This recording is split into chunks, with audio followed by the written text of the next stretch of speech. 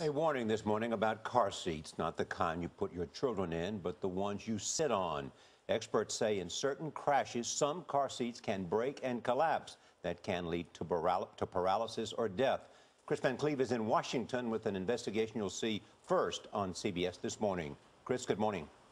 Good morning. Even if you bought a car with a 5-star safety rating, if you're hit from behind, your seat may not protect you or the children sitting behind you.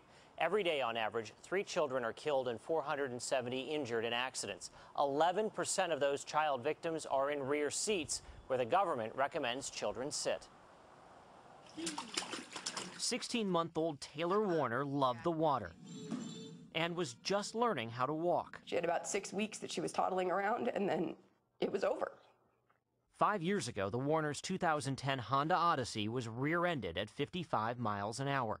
Taylor was in her car seat behind her father. I thought maybe she had just fallen asleep. And then when I looked and I realized that there was blood coming out of her face, I knew that something else was wrong. That something was her father's seat back. It broke, collapsing on impact, and struck Taylor in the face, killing her. And it was all because of some stupid car that we thought was the safest thing we could, get for our family to protect them. But crash tests, like this one, show what can happen when a seat collapses. The driver is launched backwards and slams into the child's face. Drivers can also be injured when their heads crash into objects in the back seat. 70-year-old Geneva Massey was paralyzed 4 years ago when the seat of her 2002 Dodge Caravan broke after the minivan was hit from behind. You just assume that they'll not break. You don't even actually think about it, that they would break. Nearly every American and Japanese automaker has seen similar recent cases. How often does this happen? Every day. Auto crash expert Alan Canner has been examining seatback failures since the 1980s. We hired his lab outside Philadelphia to test the strength of seats and the standard that regulates them. Why are we looking at a banquet chair?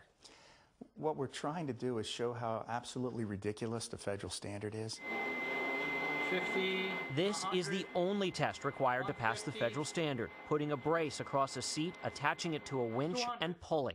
So that passes. That passes the standard.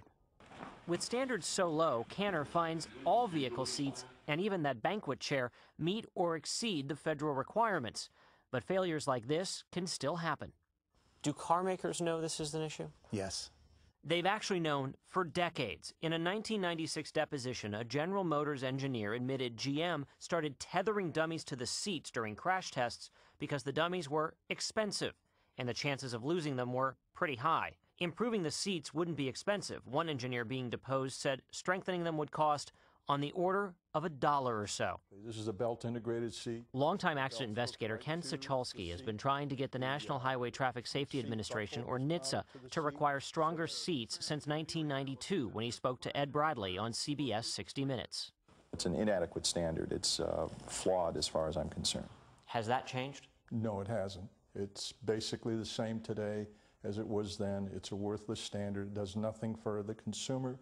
It does nothing for the industry. Auto safety regulator NHTSA's own researchers also warned of the issue back in '92, citing examples of major or fatal injuries when seatbacks collapse. The agency also had the results of crash tests required for other safety standards, which showed seatback collapses in 30-mile-an-hour rear impacts.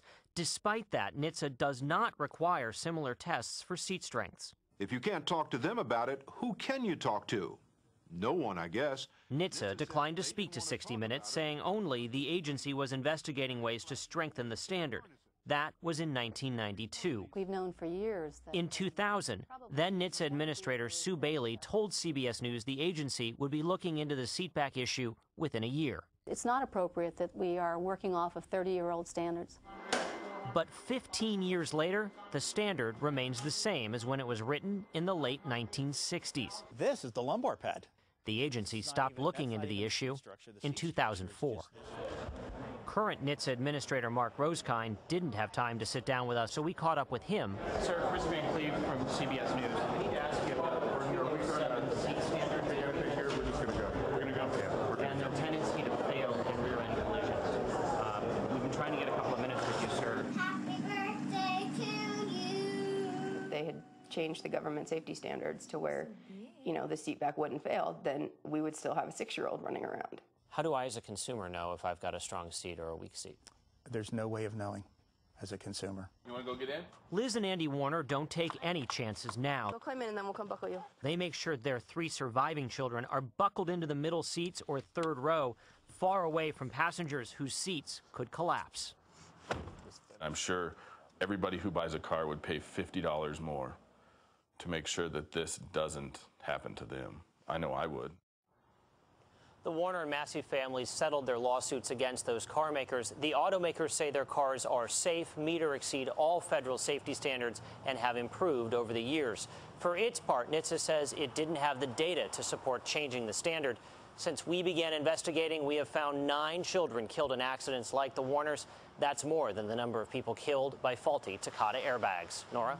Oh, my goodness, Chris, what an incredible investigation. So eye-opening. So people want to know, what kind of cars do they recommend that don't have this issue? Our safety experts say BMW, Mercedes, and Volvo have stronger seats in all of their models, all of their makes. Okay. It's very disturbing. And to know that in Chris's piece that $1 on each seat could solve the problem makes no sense. Right. Very important. Thanks again to Chris and our investigative team for that incredible reporting. Thank you so much.